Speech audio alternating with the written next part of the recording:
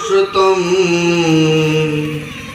येन तस्मै श्री गुरुवे नमः। परम गुरुवे नमः। परापर गुरुवे नमः। परमात्मा गुरुवे नमः।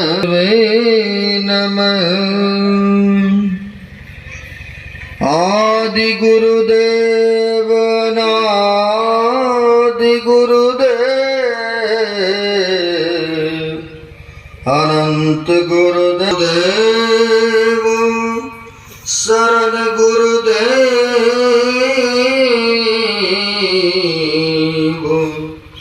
श्री सद्गुरु चरणारविंदो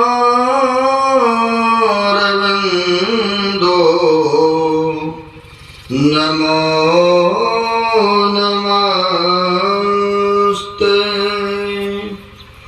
महाराज सद्गुरु हैं राजन का राजा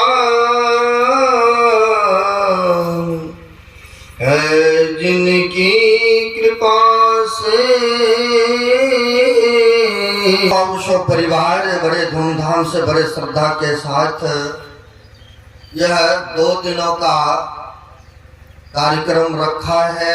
बड़ी श्रद्धा निष्ठा के साथ बड़े ही पुण्य का काम किए हैं और इन्होंने कहा है घोषणा भी कर देंगे अगले साल भी 2 दिन का फिर इसी समय होगा।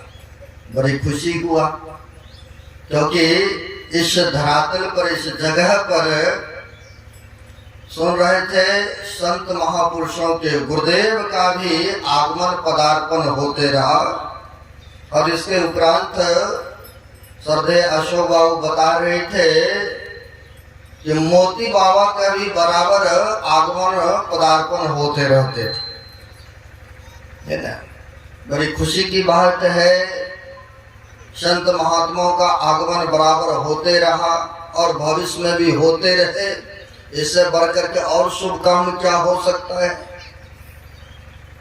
तो हम लोग अभी पवित्र ग्रंथ रामचरितमानस के पाठ के क्रम में सुन रहे थे कर्म फल की विशेषता।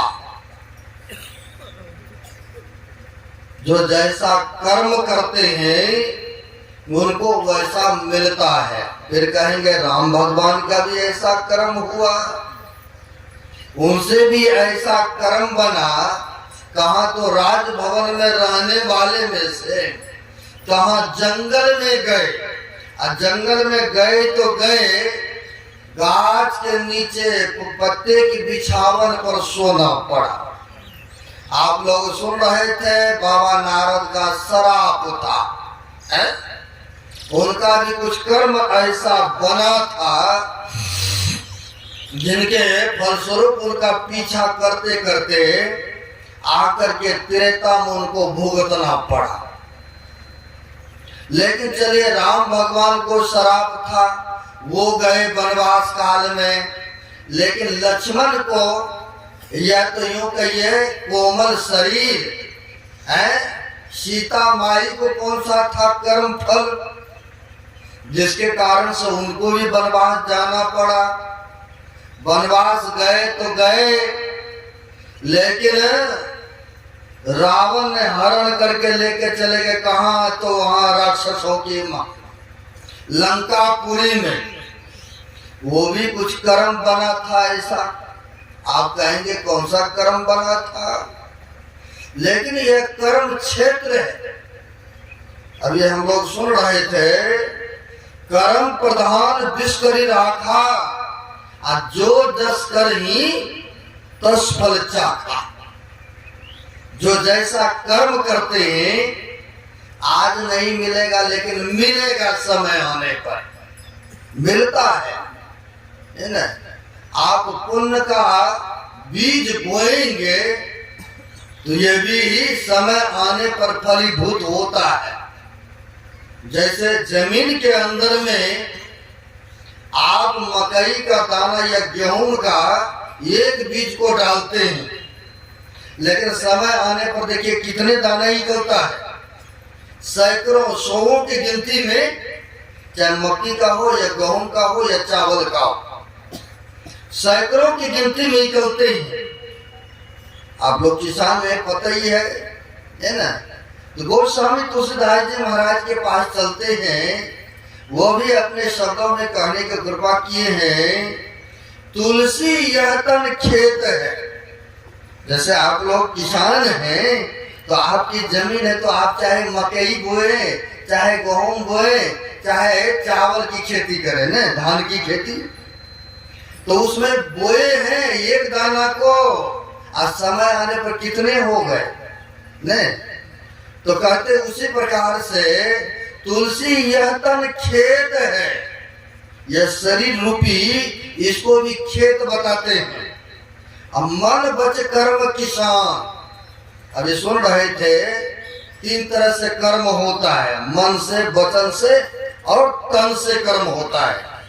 तो वही जी गोस्वामी जी महाराज कहते हैं, मन बच कर्म किसान, मन से, वचन से और कर्म से, हाथ पैर से कर्म करते हैं ना। कहते यह किसान है। जैसे आप लोग खेती करने वाले को क्या कहलाते हैं? किसान भाई कहलाते हैं। उसी प्रकार से ये भी कहते किसान है, मन बच कर्म किसान। अब फल क्या है? पाप पुण्य 2 बीज है, पाप या पुण्य का 2 ही बीज है ना। तो कहते बोर ले 900 निधान, जो बीज बोएंगे तो किसका होगा? जिसका जमीन है उसी का तो फसल होगा ना। दूसरा व्यक्ति दूसरे के तो खेत नहीं काट सकते हैं ना, नहीं। तो कहते चाहे यह शरीर रूपी जमीन में आप चाहे पुण्य का बीज बोले या पाप में बीज को बोले, अब बीज बोने के लिए आपका जमीन है तो स्वतंत्र है ना, कोई किसी का मना नहीं कर सकता है ना। आप चाहे खाली जमीन को रखें या जो मर्जी बीज सकते हैं। वैसे ही कहते हैं भगवान कृष्ण ने, आप कर्म करने के लिए स्वतंत्र हैं, छूट है, लेकिन फल के लिए कोई छूट नहीं है, क्योंकि देने वाला बैठा है, सबका लेखा जोखा लिखते हैं। नहीं कहते हैं ना, मेरे मालिक की दरबार में सब जीवों का खाता, और जितना जो कर्म करता उतना ही फल पाता। अब मेरे मालिक के दरबार में सब जीवों का खाता है ना, जितने जीव जंतु है सबका लेखा जोखा रखते हैं, है ना। तो इसलिए कहते हैं सोच समझ के विचार के कर्मों को हम लोगों को करना चाहिए। कौन सा शुभ है, कौन सा अशुभ कर्म है। अन्यथा कहते हैं शुभ का फल तो सब कोई भोगना पसंद करेंगे, लेकिन दुख का फल कोई भी पसंद नहीं करते हैं। दुख पसंद करता ही नहीं है कोई। अगर किसी प्रकार के दैहिक दैविक या भौतिक कष्ट है शरीर में, तो चाहते कब इन दुखों से छूट जाए, नहीं। इसके लिए प्रयत्न भी करते हैं, इलाज कराते हैं, उससे भी ठीक नहीं होते हैं, किसी बाबा लोग के पास जाते हैं, महाराज आशीर्वाद दीजिए ताकि इन दुखों से हमें छुटकारा मिले। यानी दुख किसी को पसंद नहीं है, लेकिन महापुरुष कहते हैं जो आपने बीज को बोए वही तो मिल रहा है ना। अब वही बात सुने हैं, काहुन को सुख दुख कर दाता, निज कृत कर्म भोग सुनहु बराता। है ना, जब देखा गुणसाद का मित्र था राम भगवान, कहा कंकई माई ने अच्छा नहीं किया, है ना, ये ठीक नहीं किया है। चलो बेशक भरत को राजपाट सिंहासन दे देते, लेकिन ये जो जंगल में भेज दिया अच्छा नहीं किया, है ना। किसी को कोई गांव समाज में किसी तरह के दुख होता है ना, तो कहते ओ परमात्मा की ऐसा दंड नहीं देना चाहिए, नहीं। झट से कह देते हैं भाई उसका भी कुछ कर्म था, ऐसा बना पड़ा था जिसके कारण से उनको समय आने पर भुगतना पड़ रहा है, दुख उठाना पड़ रहा है। लेकिन हम लोगों को अब देखने के नजरिया, वह दृष्टि नहीं है, इसलिए परमात्मा के ऊपर दोष अर्पण करते हैं नहीं कि परमात्मा को ऐसा नहीं करना चाहिए, है ना। अब यहाँ पर भी गुण निषाद वही बात कर रहे हैं कि माता कैकेयी को ऐसा नहीं करना चाहिए था। बेशक भरत को राजपाट दे देते, लेकिन उसी राज्य में इनको भी रहने देते। कहा तो राजमहल रहने के लिए रहने वाले, कहा इसको वनवास में दे दिया, पत्ते के बिछावन पर सो रहे। लेकिन यहाँ पर कहते हैं लक्ष्मण भैया, क्योंकि यह ज्ञान और वैराग्य वाली बातें और सुंदर से समझाते हैं, भाई कोई किसी को दुख या सुख देने वाला नहीं है, यह स्वयं कर्म फल है जिसके कारण से आए हैं। आप कहेंगे कर्म फल था, अगर ऐसा नहीं होता, वनवास नहीं जाता, तो श्रवण के पिता को जो पिताजी ने जो श्राप दिए थे वह सिद्ध कैसे होता। क्योंकि राजा दशरथ जब गए थे जंगल खेलने, जंगल में जंगली जानवरों को मारने, तो वहां पर देखा पानी की आवाज गड़गड़ाहट हो रहा है। तो श्रवण ने अपने माता पिता को तीर्थ में भ्रमण हेतु लेके जा रहे थे और रास्ते में प्यास लगा, कहा पुत्र पानी ले आओ, कुछ पीना है? गए मटका लेकर के पानी लाने, तो देखा आवाज हो रहा है।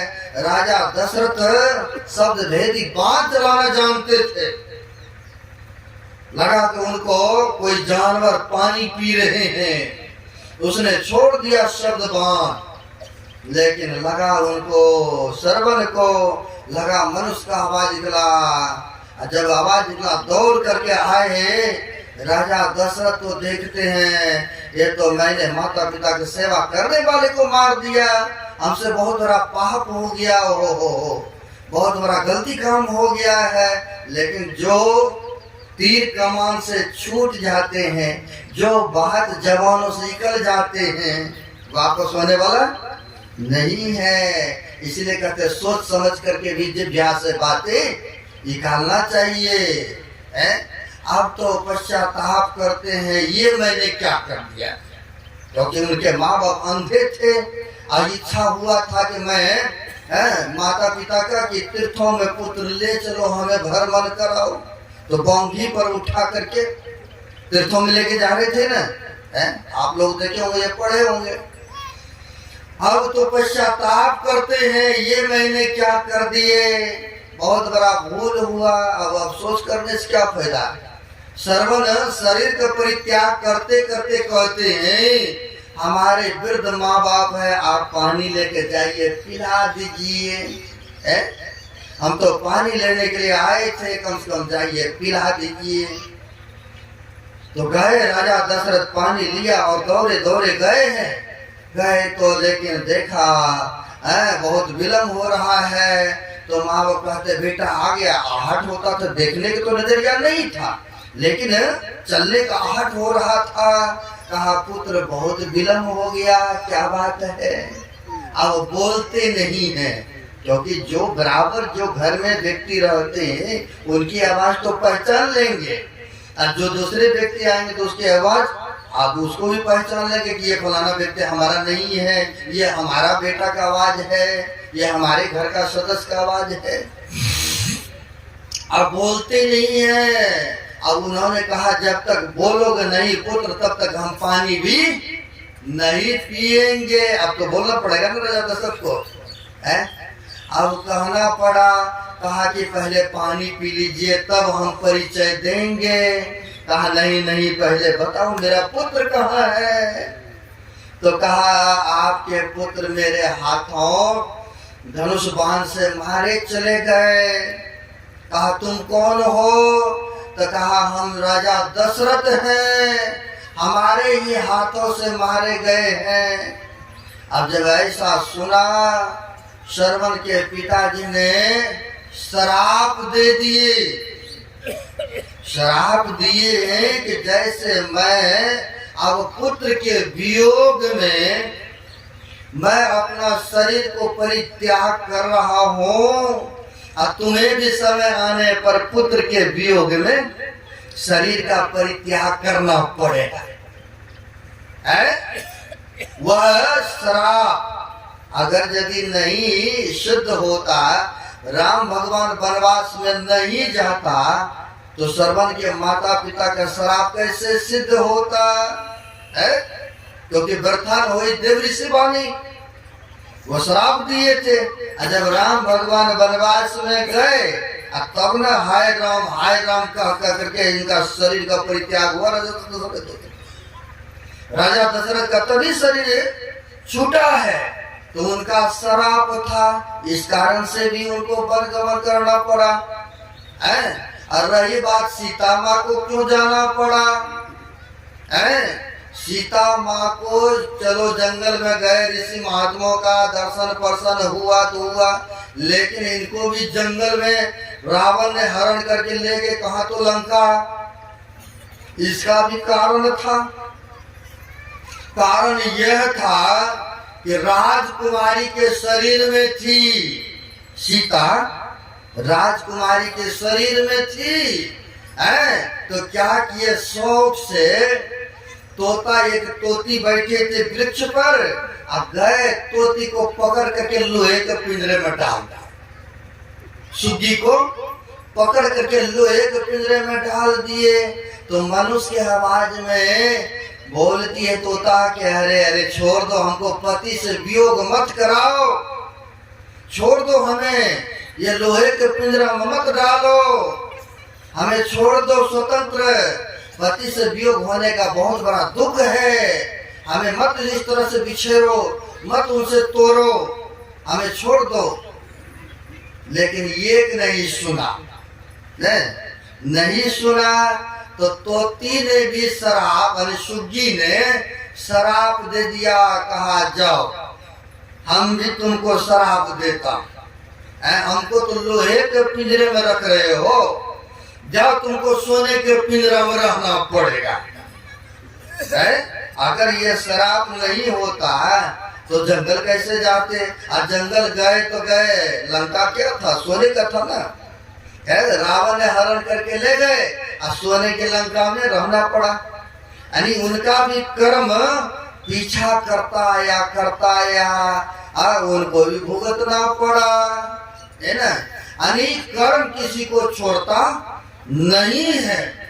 कहा है अपने कर्मों से कोई हंसता है, अपने कर्मों से कोई रोता है कर्म का फेर भाई, सोच समझ के कर्म कर लो भाई।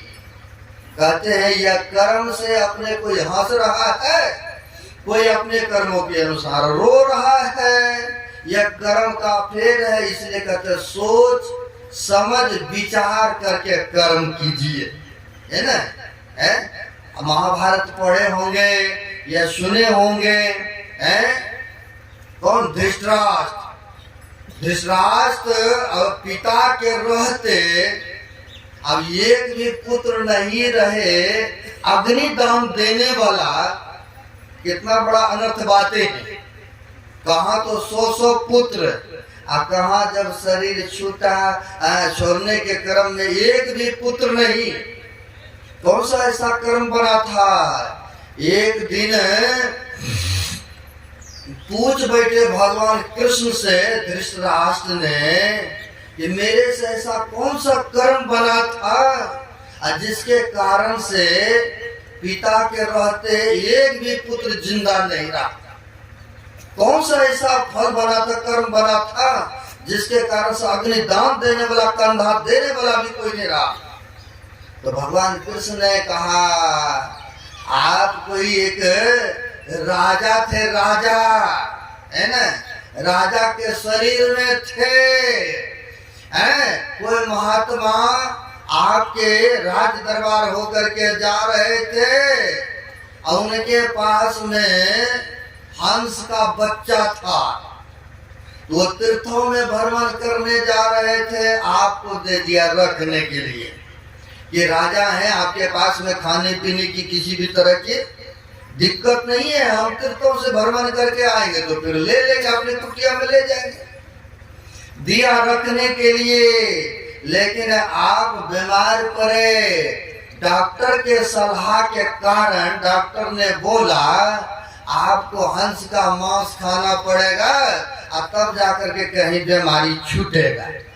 कई बार हमारे माताएं लोग कहते हैं दम्मा बीमारी हो गए है बाबा, अदम्मा बीमारी में कहते हैं या टीबी बीमारी हो जाते हैं, कहते हैं मांस मछली खाओ, इसका मांस खाओ।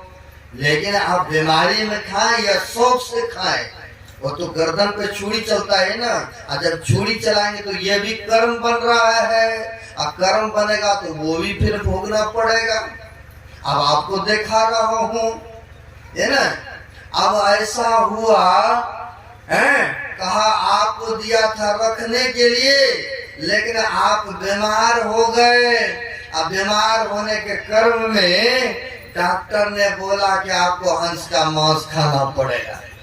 आपने तो कुछ नहीं कहा, कहा कोई बात नहीं है। लेकिन आपके घर के लोगों ने रोज के रोज एक एक हंस के बच्चे को मार मार करके सब्जी बना बना के देता रहा, और आप खाते रहे।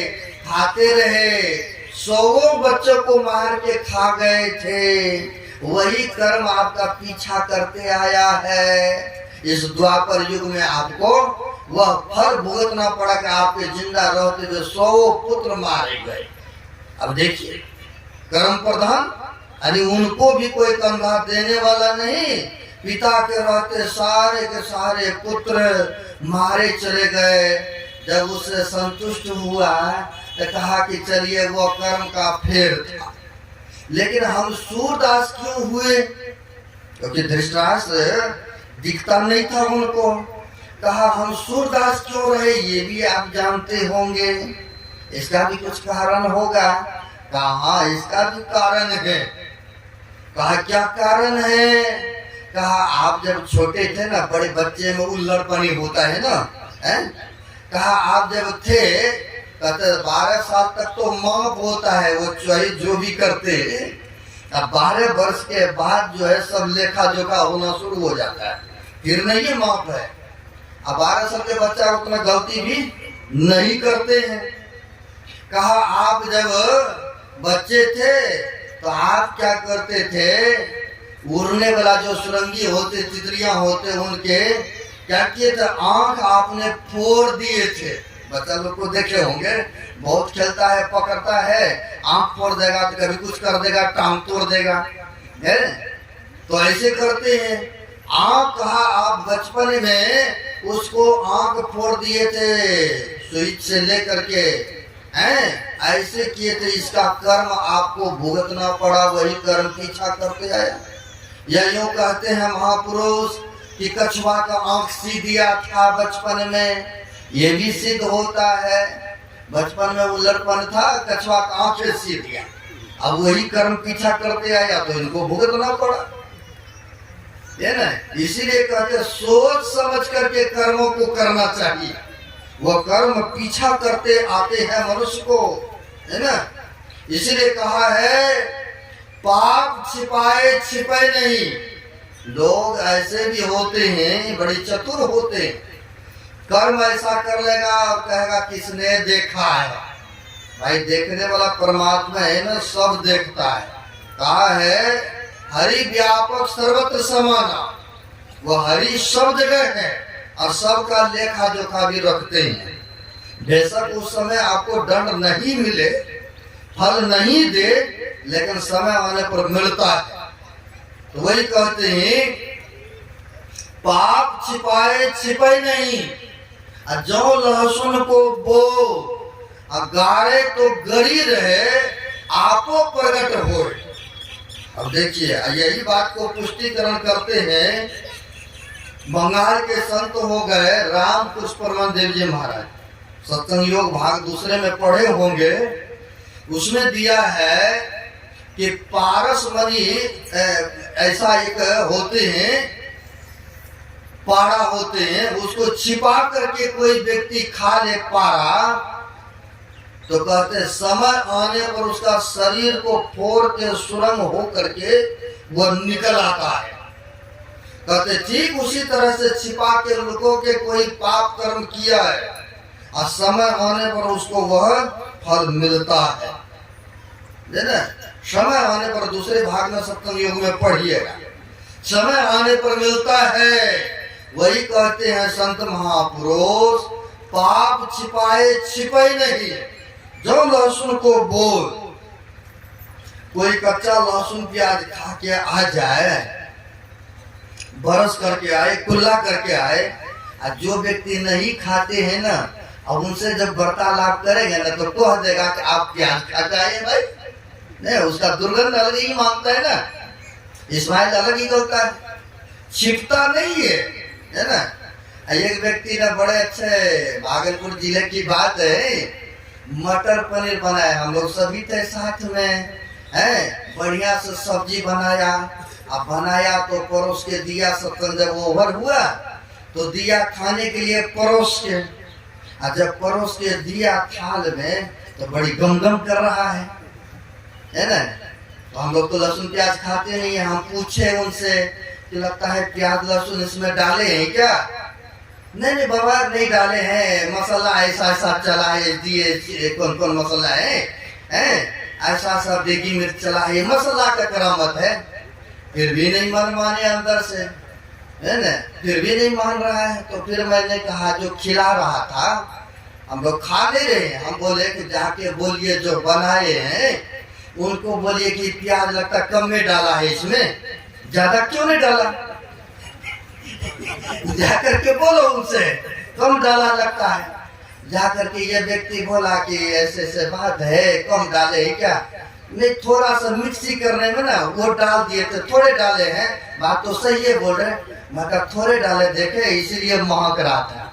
आ गया ना सामने, पकड़ने का भांज लगाया कि भाई बोलो कि कम डाला है, तो बोल भी दिया कि मिक्सी करके डाले थे, हाँ थोड़ा सा, कि मटर पनीर सब्जी ऐसे नहीं बनता तो इसलिए थोड़ा लहसुन थोड़ा प्याज भी डाल दिए, है ना। तो वही कहते, जो नहीं खाते हैं ना उनको जब देंगे तो उनको पता चल ही जाते हैं, है ना, छिपता उगता नहीं है। तो वही कहते हैं, पाप छिपाए छिपे नहीं, जो लहसुन को बो गाड़े तो गरी रहे आपो प्रगट हो। लहसुन को ऐसे जमीन में फेंक दीजिए ना, थोड़ा पानी का अंश हो, गिला का अंश हो, और उसमें अंकुर अवश्य निकलाएंगे, है ना। तो वही कहते छिपता नहीं है, चाहे पाप किए हैं या पुण्य का फल लगाए हैं, समय आने पर वो भी मिलता है ना। लेकिन लोग बड़ी चतुर, बड़ी चालाक हैं आजकल। अगर कहीं सुंदर काम किया, किसी का उपकार किया, किसी गरीब गुरबा को हेल्प कर दिया, कोई मंदिर में दान कुछ दे दिया, तो लोगों के पास जा के बखान करेगा कि मैंने इतना दान दिया है। दीवार पर लिखवाएंगे, पंखा में लिखवाएंगे, ग्रिल में लिखवाएंगे, ताकि मेरा नाम सब लोग पढ़े कि नहीं फलाना ने दान दिया है, दान दिया है, ये उपकार किए हैं, है ना। किसी गरीब गुरबा को वस्त्र दे दिया तो लोगों के पास जा के बोलेंगे कि मैंने उनको ये कर दिया। किसी गरीब लड़कियों का विवाह शादी करवा दिया तो जा के बोलेंगे कि मैंने तो उनको ये दे दिया, मैंने ये दान कर दिया। अरे शुभ बीज लगाए तो जरूर, पुण्य काम किए तो जरूर। वही बंदर वाला हाल आते हैं। बंदर जाते थे दूसरे के बगीचा में, अभी जैसे आम लीची का सीजन आ रहा है ना, बंदर जाते थे खाने के लिए। अब जिसने उसको आम बगीचा को सेवा किए हैं, धुलाई किए हैं, खाद पानी दिए हैं, तो जानवर को थोड़े खाने देंगे, देख रेख के लिए होते हैं व्यक्ति। तो वह देख रेख करते थे, डले मारते थे, ईंटा मारते थे, तो सब बंदर भाग निकलता था। एक दिन सब बंदरों का मीटिंग हुआ। मीटिंग ये हुआ कि गुठली से ही तो गाछ होते हैं ना, और नदी के किनारे में बहुत खाली जगह पड़ा है, चलो एक गुठली ले आते हैं और अपने अपने ढंग से लगा देंगे नदी के किनारे में। अपनी बगीचा होगा, अपने खाएंगे, दूसरे की खेत में बगीचा में कहा जाएंगे ईटा डंडा खाने के लिए। चलो जी, सब बंदरों का मीटिंग पास हो गए, सब गए और एक उधर से गुठली ले आया और जमीन के अंदर में डाल दिया। अब डाल दिया और सब विचार करते हैं अपनी बगीचा होंगे खाएंगे, दूसरे में कहा जाएंगे ईटा डंडा खाने, मार खाने। अब घंटा भी नहीं हुआ और सब जाके निकाल निकाल के देखते हैं। सब निकाल के देखते हैं भाई गाछ आया कि नहीं आया है। ओह नहीं आया, चलो फिर से डाल दो जमीन में। अब फिर से डाल दिया, फिर वही विचार करते हैं अपनी बगीचा होंगे, गाछ लगेंगे, खाएंगे। अब घंटा भी नहीं पूरा हुआ, फिर निकाल के देखते हैं। आप भी गाछ लगाएंगे, कोई बीज डालेंगे, अगर निकाल के देखेंगे गाछ आ जाएगा? बिल्कुल सतवचन नहीं आएंगे। यानी पुण्य का बीज तो बोए, नहीं शुभ कर्म तो किए, लेकिन वहां जाके बोले निकाल के बंदर वाला हाल है। नहीं सोचने वाली बात है, बंदर वाली हाल है। निकाल के देख रहे हैं, लोगों के पास जा के बखान कर रहे हैं। लोग कैसे हमको कहे कि नहीं फलाना व्यक्ति ने दिया, यानी बरपर सब तो सुनना चाहते हैं ना। नहीं पुण्य का बीज तो बोए, लेकिन वही बंदर वाला हाल है। निकाल के देख रहे हैं। संभव नहीं है कि उसमें गाछ आएंगे या फल लगना तो बात के बात है ना, पहले तो गाछ ही नहीं आएंगे। अगर कहीं अशुभ कर्म हो गया, जीवन में तो सबसे होता है ना, अगर अशुभ कर्म हुआ, पाप में कर्म बना, कहीं वह व्यक्ति देख न ले, एक गलती को छिपाने के लिए 100 गलतियों का सहारा लेते हैं व्यक्ति। मट्टी दे करके डाल दिया, ढक दिया, ताकि कोई देखे नहीं। यानी बीज लगाया और मिट्टी डाल दिया, उसको देख उग नहीं रहे है ना। लेकिन जब बीज को डाले हैं तो गाछ भी होगा ना, और जब गाछ होगा तो फल भी लगेगा है। तो लेकिन शुभ का बीज भी तो उसको निकाल के देखे, और जब अशुभ का कर्म हुआ, अशुभ बीज को बोए, तो उसे जमीन से निकाल के देख रहे हैं। तो ऐसे व्यक्ति बड़ी चतुर, बड़ी तेज है। पाप में कर्म बना तो मिट्टी लेके ढका, अशुभ कर्म बना तो निकाल के देखा। लेकिन कहते हैं बीज को तो ये डाले थे ना जमीन के अंदर में। अब देखिए समय आने पर अनेकों होगा, तो कौन भोगेगा? जिसने गाछ लगाया तो उन्हीं का ना होगा है। तो वही कहते हैं मनुष्य का बंदर वाला हाल है। शुभ काम किया तो बखान करेंगे, अगर अशुभ काम हुआ तो उसको गलती को छिपा देंगे, कहीं उसकी दृष्टि में हम गलत ना ठहरा जाएं। तो चतुर प्राणी है ऐसे है। लेकिन कुछ भगत ऐसे भी हैं बताते हैं महाराज ये काम हमसे गलत हो रहा है, कृपा कीजिए। गलत होगा, अगर किसी के पास जाएंगे बोलेंगे तो कुछ न कुछ तो हल ही करेगा ना, रास्ता बताएगा ना। लेकिन कुछ व्यक्ति ऐसे हैं छिपा देते हैं, मिट्टी देके ढक देते हैं। और कैसे महाराज जी को बोलेंगे हमसे ये काम गलत हो रहा है, महाराज जी की दृष्टि में हम गिर जाएंगे। भाई गिरना ये क्या गिरना, आपको तो और ऊंचे उठने का रास्ता बताएंगे ना। डॉक्टर के पास जाते हैं, गुटनिया रोग हो, यहाँ पर भी डॉक्टर दो बैठे हैं कई डॉक्टर। अगर उनसे कहेंगे नहीं कि हमको ये रोग है, ये बीमारी, तो आपकी इलाज कैसे होगा भाई? वैसे साधु महात्माओं के पास अगर कमी को बताएंगे तब ना आपका इलाज होगा, रास्ता बताएंगे, या आपके लिए मंगल कामना करेगा, शुभ कामना करेंगे लेकिन नहीं, ढक देते। तो वही कहते हैं महापुरुष यह संसार में आए हैं, कर्म करते हैं, लेकिन कर्म सोच समझकर विचार के कर्मों को करना चाहिए। शुभ कर्म का बीज को बोना चाहिए, है ना। आज देख लीजिए इनके कंकही के मती, कल तो राजगद्दी मिलने वाला था, आज कहाँ मंथरा जो नौकरानी सेवका ही थी, जो रवन पढ़े होंगे या सुने होंगे, बुद्धि को फेर दिए ना। मंथरा आकर के कान भर दिए, हैं कान भर दिए। अरे आपका पुत्र जो है उनका नौकर बनेंगे, उनके नीचे में रहेंगे, तुम्हें 2-2 वरदान है, यही मौका है, मांग लो। नहीं कौन तो मंथरा जाके कान भरे। ऐसे भी व्यक्ति है जो कि दूसरे का सुख देखना पसंद नहीं करते हैं, बिगाड़ने में लगा हुआ है ना, बिगाड़ने में लगा हुआ है। एक बिगाड़ा नंदनी व्यक्ति था जो किसी का काम होने वाला होता था, उसको काम जहां कहीं वो पहुंच गया ना, उसका काम सुनिश्चित था कि बिगाड़ ही देते। कुछ व्यक्ति ऐसे होते हैं आपके गांव समाज में, मुंह पर तो आपको मीठी मीठी बातें करेंगे, लेकिन बाद में उनका अवगुण बखान कर देंगे, लोगों के पास निंदा कर देंगे, उनमें तो ये कमी है जी, ऐसे है, ये गलत है। यानी उनका काम बने बनाए भी कई व्यक्ति ऐसे होते हैं, गांव समाज में भी बिगाड़ देते हैं बने बनाए काम। तो एक व्यक्ति था, क्योंकि सब काम होने के उपरांत में कहीं वो पहुंच जाते थे, कोई न कोई नुक्ता चिन्ही लगा करके उनका काम बिगाड़ ही देते थे।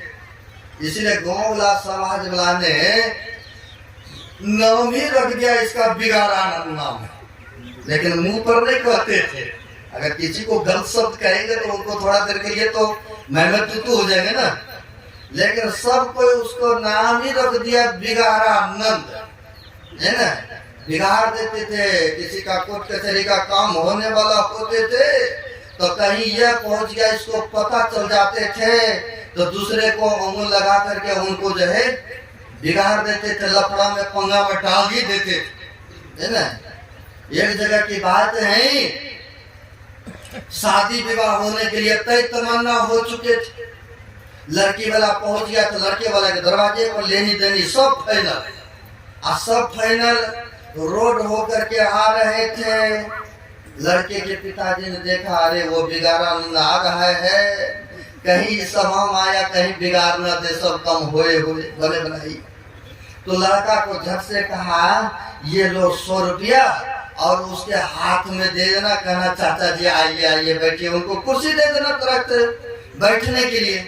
कहीं वो रुपया लेकर के चुप हो जाएंगे तो कहीं अपना काम बन जाएंगे, है ना, काम बन जाएंगे। चलो जी, लड़का के बाप ने 100 रुपया उनको दिया हाथ में और बता दिया था कि वो आएंगे उनको पकड़ा देना, ताकि रुपया ले। कई व्यक्ति ऐसे भी होते हैं ना, रुपया लिया गलती को भी छिपा देते हैं, ने ऐसा बहुत देखने को मिलता है। झूठी केस मुकदमा, पैसा दे दीजिए ना, आप लिखा लेंगे। तो ऐसा सोचा उन्होंने, कहीं ये चुप हो जाएंगे। लो जी, वो बिगाड़ा नंद आया उस सभा में, जो कि तय तमन्ना सब फाइनल था।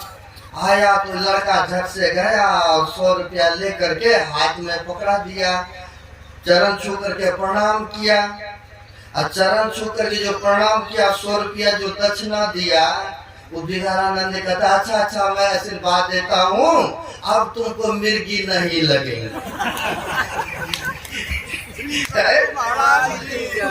अब कहा मिर्गी तुमको नहीं लगेगा, जाओ हम आशीर्वाद देते हैं। लड़की का भाई बाप समाज सोचता, कहा अब नहीं हम शादी करने वाले हैं, है ना, क्योंकि हमको पता चल गया है, अब नहीं करेंगे। अब बने बनाई काम तो बिगड़ गया। अब वहां से बिगाड़ा, वो बिगड़ करके चले गए बिगाड़ानंद। अब चले गए, जिसका भी कोई काम होने वाला होता था, कहीं ये पहुंच गया तो उसका बिगाड़ ही देते थे, बने बनाई काम। इसलिए गांव समाज में नाम रख दिया बिगाड़ानंद। एक दिन संजोग की बात है, वो बीमार हो गए। शरीरी है तो बीमार तो पड़ेगा ही ना। अब संजोग से बीमार हो गए। अब बीमार हो गए तो उनके बेटा पोता ले गए हॉस्पिटल में। अब हॉस्पिटल में ले गए तो बहुत इलाज किया, लेकिन सक्सेस नहीं हो पाया। डॉक्टर कहते हैं अब तो लगता है कुछ ही दिन का मेहमान है भाई, अब ये रहने होने वाला है ही नहीं। फिर भी बेटा पोता बहुत प्रयास किए, है ना, बहुत प्रयास किए। अब इनको भी कह दिया, आप लगता कुछ ही दिनों इनको भी महसूस हो रहा था। अब मरने के घड़ी में आप लोग देखे होंगे, बेटा पोता दोस्त मित्रों को भी याद करते हैं ना, कि फलाना व्यक्ति को बोला दो। मरने के समय में कर्म भी उनको याद आता है कि मैंने क्या जीवन में कर्म किए। अब उनको हुआ जीवन पर्यटन मैंने दूसरे का काम बिगाड़ता रहा, कभी भला नहीं किया, बुरा ही बुरा करते रहे। कम से कम मरने के घड़ी में भी अब कम से कम उनसे क्षमा मांग लूं। तो अपने बेटा पोता से कहते हैं, फलाना फलाना व्यक्ति को बोला तो एक बार कम से कम हम उनसे क्षमा मांग ले, मिल ले, मेरी ऐसी अंदर से इच्छा हो। तो बेटा पोता गए गांव में घूम घूम करके, कहा हमारे पिता जब अंतिम घड़ी है, आपको याद कर रहे हैं, है ना, याद कर रहे हैं। तो वो लोग आपस में कहने लगा, काहे के लिए जाएंगे इनके पास, ये तो जब तक रहा भले इनका शरीर छूट गया, जब तक रहा ये बिगाड़ता रहा, कभी किसी का शुभ चिंतक नहीं रहा, भले शरीर छूट जाए। नहीं, गांव समाज में ऐसा भी कहते हैं, जो परोपकार करते हैं, भला करते हैं, उनके लिए तो दुआएं करते हैं, ईश्वर से प्रार्थना ही करते हैं कि फलाना बाबू जी जाए तो और बढ़िया रहेंगे, हम लोगों को बड़ी सेवा बड़ी हेल्प मिलता है। अगर कोई व्यक्ति ऐसा गलत करते हैं तो उनके लिए प्रार्थना बेशक मुंह पर नहीं करे, प्रार्थना करते हैं और कहते भी है कि भले उनका शरीर छूट जाए न। ऐसा समाज में देखने को मिलता है। अब आपस में कहने लगे भले शरीर छूट जाए, हम लोग काहे जाएंगे। उन्हीं गांव में एक समझदार व्यक्ति था, कहते बिगाड़ा तो मेरा भी काम है। अब मरने के घड़ी में है, याद कर रहा तो भाई चलो कोई बात नहीं है, वो याद कर रहे हैं। कई बार आप लोगों को भी याद करते हैं, तो आप लोग भी एक बार जाते, चलो अंतिम घड़ी तो मिल आते हैं न। तो सोचते हैं कि मिल आते हैं। अब गए 2-4-10 आदमी गए, उठ तो पाने रहे थे, सोए सोए हाथ जोड़ते हैं कि हो सके तो हमें आप क्षमा कर दीजिए, मैंने बिगाड़ता रहा आपका काम, है ना, बहुत गलती किया हो, क्षमा कर दीजिए। गांव समाज के भी हुआ कि चलो अब माफी मांगना तो दे देना चाहिए माफी। कहा कोई बात नहीं है, हम भूल गए सारे क्या किए, लिख जो भी किए हैं हम भूल गए, चलिए क्षमा करता। कहा क्षमा कर दिए, कहा हाँ क्षमा कर दिए। कहा मेरी एक इच्छा है। कहा क्या इच्छा है। कहा हम जब तक शरीर में रहे, संसार में रहे, तो हम यह मुंह से, यह जिह्वा से हम कटु शब्द बोलते रहे, लोगों को बिगाड़ते रहे।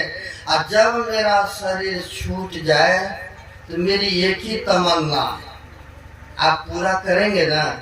कहा अच्छा कोई बात नहीं है, ऐसी बात है तो कहिए अंतिम क्या इच्छा पूरा करेंगे। कहा अगर मेरा शरीर छूट जाए ना, एक हाथ का बत्ती ले आइएगा साफ सुथ करके, मुंह में ठोक दीजिएगा। कहा एक हाथ का बत्ती ले आइएगा, मुंह में ठोक दीजिएगा, मेरी बस यही अंतिम इच्छा है, आप लोग पूरा करेंगे ना। तो गाँव लोग भी सोचा कि चलो शरीर छूट ही जाएगा तो कोई नहीं, इनकी अंतिम इच्छा पूरा कर देंगे। शरीर छूटेगा तब ना ठोकेंगे, जिंदा को ठोकने नहीं देंगे। एक फुंसी भी होता है तो बिना उसको भोज सुई दिए हुए चीड़ा फाड़ा भी नहीं करने देते ना। कहा अच्छा शरीर छूटेगा तो ये भी अंतिम इच्छा हम पूर्ण कर देंगे। अब लो जी कुछ दिन के बाद उनका शरीर छूट गए। अब गांव समाज में कहा अरे इनका एक अंतिम इच्छा था, सुने थे ना आप भी, सुने थे ना आप भी। कहा हाँ सुने थे कि एक हाथ का ले आना है, ठोकना है मुंह में। लाया एक हाथ का, ले आकर के मुंह में ठोक दिया।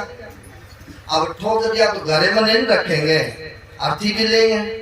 अर्थी को लेकर जा रहे थे इधर से, कपड़ा उड़ाया हुआ था, उधर से पुलिस की गाड़ी आ रही।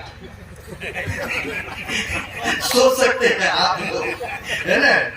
अब उधर से पुलिस की गाड़ी आ रही थी, पुलिस देखते हैं अरे शरीर छूटा तो लेवल में होता है, इसके मुंह के पास ऊंचा है, इसके मुंह के पास में ऊंचा ऊंचा क्या बात है जी। अब तो शायद भय में कांपने लगे, क्या अब पंगा पड़ेगा नहीं पड़ेगा। अब सब डरने लगे, कांपने लगे। अरे उसको नीचे उतारो, तुम लोग भयभीत हो, कोई बात तो जरूर है, हैं? नीचे उतारो। और नीचे उतारा का कपड़ा उठाओ, और कपड़ा जो उठाया, अरे तुमने कील ठोक के इसको मारा है, चलो पहले जेल के अंदर में। सबको जेल के अंदर में हवाले कर दिया बंद। अब ये लोग जेल में सोचते, अरे बिगाड़ आनंद, जब तक तू जिंदा रहा तब तक तो बिगाड़ते रहा, लेकिन मरने के बाद भी तुमने हम लोग को जेल खाने में दे के गया, बिगाड़ के गया, जाओ रे तुम, है? तो ऐसे भी व्यक्ति होते हैं समाज में। जैसे मंथरा ने कंकई का बुद्धि बिगाड़ दिया, ने अगर कान में भरा बात, अरे रे वरदान है वो, मांग लो, यही मौका है, तब ने वो मांगा। नहीं तो राम भगवान सिंहासन पर बैठने वाला था, राज तिलक होने वाला था। तो ऐसे सभी व्यक्ति होते हैं, यानी दूसरे का काम बिगाड़ करके अपना आनंद खुशी मनाते हैं, लेकिन कहते हैं ये भी कर्म आपसे बन रहा है, कर्म छिपता नहीं है, आज न कल वो भुगतना ही पड़ता है ना। चाहे लुको के करे, चाहे छिपो के करे, जैसे भी करेंगे आपको वो फल मिलेगा ही मिलेगा, है ना। आप लोग सुने होंगे, अपनी छोटी सी दृष्टांत देकर के वक्तव्य को बंद करूंगा, है ना। महर्षि संसेवी परमहंस जी महाराज कहा करते थे प्रवचन के क्रम में, कहा दो मित्र था और दोनों मित्र में बड़ी घनिष्ठता, बड़ी मित्रता, है ना। लेकिन एक मित्र धनी मानी थे, एक मित्र बड़ी गरीब था। गरीब था तो उनको धनी मानी को हुआ है तो मेरा ये मित्र है, क्यों नहीं इसको कुछ पैसा रुपया दे करके अपने साथ इनको बिजनेस में लगा देते हैं। उनको दया आया तो लगा दिया। अब छोटे मोटे खरीद बिक्री करते करते करते करते एक दिन बड़ा खरीद बिक्री करने लग गए। और जब मोटा खरीद बिक्री होने लगा तो यहाँ से रकम खरीदते थे, अब बाहर सेल करते थे, बेचते थे। अब ट्रक के ट्रक बेचना खरीदना होने लगा, यहाँ से दूर में भेजा। जब शहर में गए तो भाव रेट कम गए, और कमने के बाद सोचा कि बेचना ठीक नहीं तो गोदाम में रख दिया, आज जब भाव रेट चलेगा तो बेचेंगे। अब वहाँ पर रख दिया, आ गए घर दोनों मित्र आया। कुछ दिन के बाद एक मित्र को भेजते हैं, जो गरीब मित्र थे इनको भेजते, जाके देखा एक बार। जब गए तो वहाँ पर ठीक ठाक था। चिट्ठी, उस समय पुराने जमाने में चिट्ठी चलता था, चिट्ठी भेजे, मित्र बहुत बढ़िया है, आज ये बेच करके हम लोग घर चले जाएंगे। आया तो बहुत बेचा तो बहुत इनकम हुआ, लाभ हुआ। अब बहुत लाभ हुआ। दूर से आ रहे थे, अब दूर से आ रहे तो एक जगह संध्या हो गया, आते आते कहा इतना रुपया पैसा है, जाना ठीक नहीं है, रात धर्मशाला में रूम लेते, रह लेते। आप लोग भी कहीं सफर करते हैं तो रह लेते हैं, चलो कल जाएंगे या जाएंगे, कोई बात नहीं है। अब वहां पर रह लिया तो जो धनी मानी मित्र थे ये कहते हैं, मित्र हम भोजन करके आते हैं, अब तुम्हारे लिए हम लेके आएंगे। ठीक है, कोई बात नहीं। गए होटल में भोजन किया। अब भोजन करके मन में भोजन करते करते मन में बात उठा, इनको पैसा दे करके हम ही तो हेल्प किए हैं, इतना सारा इनकम हुआ, लाभ हुआ है, इनमें आधा बांट के देना पड़ेगा। सो क्यों नहीं, अभी कौन देखता है, कौन जानता है कितना लाभ हुआ नहीं हुआ। सो क्यों नहीं भोजन कर लेता, भोजन में विष मिला देता। अब विष मिला देंगे, खा लेगा, राम नाम सत्य होगा। घर के लोग पूछेंगे तो कुछ कागज डॉक्टरों से फर्जी कागज बनवा लेंगे कि इलाज कराया नहीं ठीक हुआ, राम नाम सत्य हो गए। अब वही करते हैं, खा लिया और खा करके आ गया, उसमें जहर मिला करके लो मित्र भोजन करो। अब देखिए कर्म के ऊपर में ये पाठ हुआ है, कर्म कैसे उनको फेरा से बांधते हैं, ये ना, कर्म किसी को छोड़ा नहीं है। अब होता क्या है, कहा मित्र लो भोजन कर लो, हम तो कर लिए हैं। उनको क्या पता इसमें क्या है नहीं है, मित्रता था, विश्वास था। खा लिया भोजन, खा लिया तो विष तो था ही, खाया, राम नाम सत्य हो गए। अब राम नाम सत्य हो, कुछ पैसा दे करके लोगों को उसको जल प्रवाह कर दिए। अब सोचते हैं घर जाएंगे तो कुछ सबूत मांगेगा, कहेगा कहाँ गए हमारे मित्र हैं, कहाँ हमारा पिता है, कहाँ हमारा भाई है। तो उसने डॉक्टर के पास गया, कुछ रुपया जेब में डाला, कहा झूठी कागज बना दीजिए, ऐसे ऐसे बात है। तो डॉक्टरों ने भी बना दिया कागज। अब बना दिया, आ गए घर। अब रो रो करके झूठी नकला घर के आदमियों को बताने लगे। उनके जो मित्र के दो बच्चे था, बच्चे और पत्नियों को कि क्या बताएं, सखत बीमार हुआ, इलाज कराए लेकिन सक्सेस नहीं हुआ।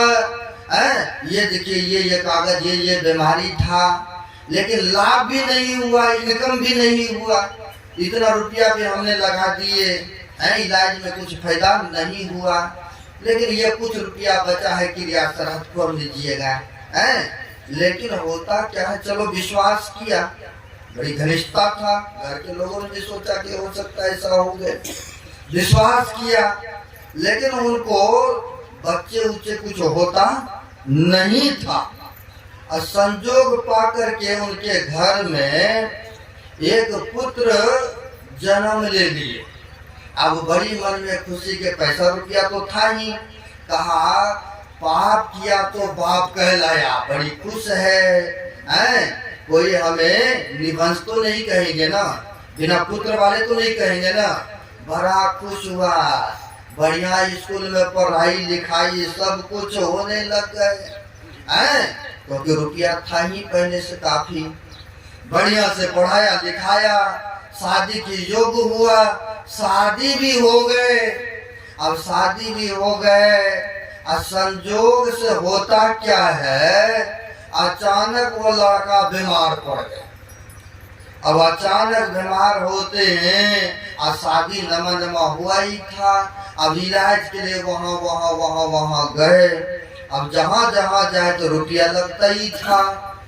अब बहुत जगह इलाज कराए, बहुत जगह पर गए, लेकिन कहीं ठीक नहीं हुआ। डॉक्टर के तरफ से जवाब मिला।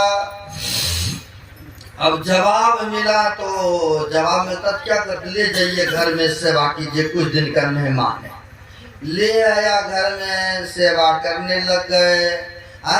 सेवा करने लगे, कुछ दिन के बाद अचानक वो लड़का हंस बैठते हैं, कुछ बोलते नहीं थे, उठ नहीं पा रहे थे।